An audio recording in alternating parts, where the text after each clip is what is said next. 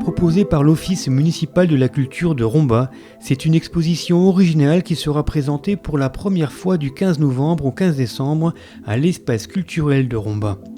À la frontière entre artistes et artisans, Sébastien Beusse nous emmènera dans ses forêts de verre, véritable terrarium 100% naturel aux écosystèmes incroyables et vivants. Cette exposition présentera également des créations stabilisées avec ses cadres, Kusamono et autres Kokedama. Un design végétal qui nous raconte des histoires différentes et des techniques différentes. Rencontre avec Sébastien Beusse dans son laboratoire où la nature se retrouve dans des bulles de verre.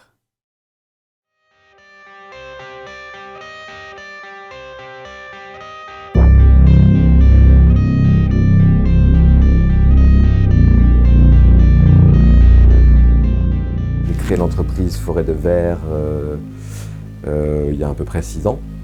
Voilà, c'était un peu un hasard. J'étais déjà un peu dans les plantes, un peu dans la permaculture et tout ça. Et puis c'est venu, je suis tombé sur une émission qui parlait des terrariums et puis je me suis un peu lancé comme ça, quoi. Je faisais beaucoup de musique, voilà, donc j'étais pas mal dehors et puis j'étais ingé son.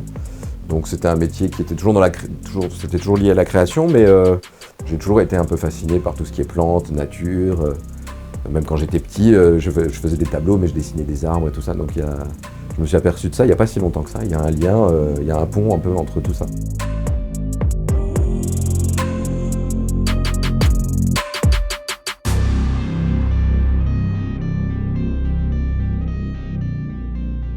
Il y a quasiment une infinité de variations possibles. C'est-à-dire qu'entre les contenants, les bouchons, les plantes, on peut utiliser à peu près 80-90 plantes différentes, plus celles qu'on va découvrir au fur et à mesure, plus des mousses différentes. Donc si on mélange tout ça, après il y a même des liserés différents, donc c'est-à-dire des couches de couleurs dans la terre qu'on peut rajouter. Donc ça fait que, voilà, on va créer à chaque fois des univers un peu différents. C'est un peu les styles de mousse qu'on peut trouver en se baladant dans la forêt, quoi. Celle-ci, elle est intéressante parce qu'elle a une forme particulière au départ. Elle ne va pas forcément trop pousser après, mais elle va dégager des nouvelles tiges vertes. Et du coup, ça donne un aspect un peu graphique. Voilà, c'est ce qui fait qu'en mélangeant les mousses, plus on mélange les mousses un peu entre elles, plus ça va donner un petit côté naturel, quoi.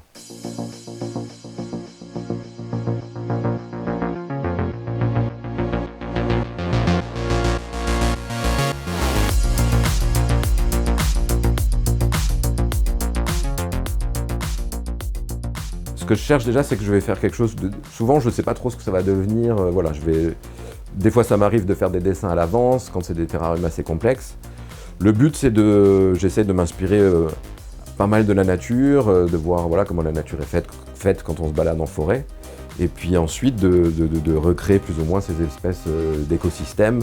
L'intérêt aussi, c'est ce que j'aime le plus, moi, c'est vraiment de travailler les échelles. C'est-à-dire que plus vous allez travailler des échelles différentes, c'est-à-dire des grands blocs, puis des petites pierres, vraiment des petits détails, et plus ça va avoir l'air réaliste derrière.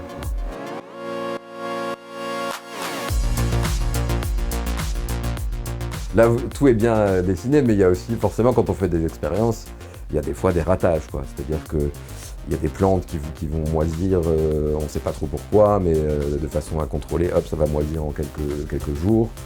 Il y a des plantes qui vont pousser trop vite. Quand on fait des expériences, des fois on peut ramener des insectes qui n'étaient pas censés être là depuis le départ.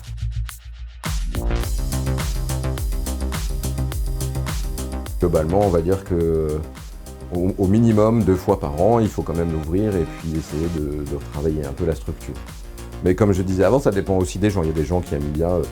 Là, moi, celui-ci, je taille vraiment très peu souvent. Là, et je préfère qu'ils colonisent un peu tout l'espace et que voilà.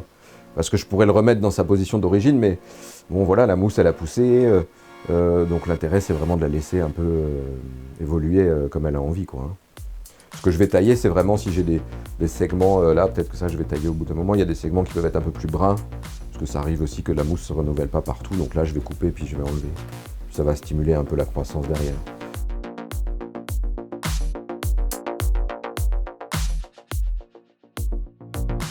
Il y a toujours un côté évolutif, toujours un côté vivant, donc c'est pas figé. Il y a forcément des créations que je vais ramener le 15 novembre et un mois plus tard, eh ben, elles seront différentes.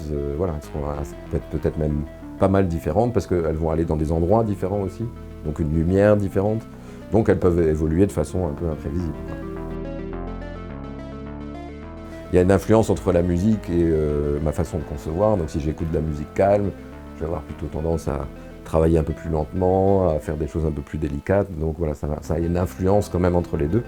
Donc oui, la plupart du temps, sauf à Noël où je fais des séries un peu plus rapides, chaque terrarium a un nom. Ça me permet aussi de retrouver, c'est-à-dire que quand un client m'appelle, il va me dire « ouais, j'ai un problème avec Yokamono », et je dis « oui, Yokamono, je sais tout de suite lequel c'est, et je peux tout de suite voilà, intervenir, voir comment il était au départ puisque j'ai les photos. »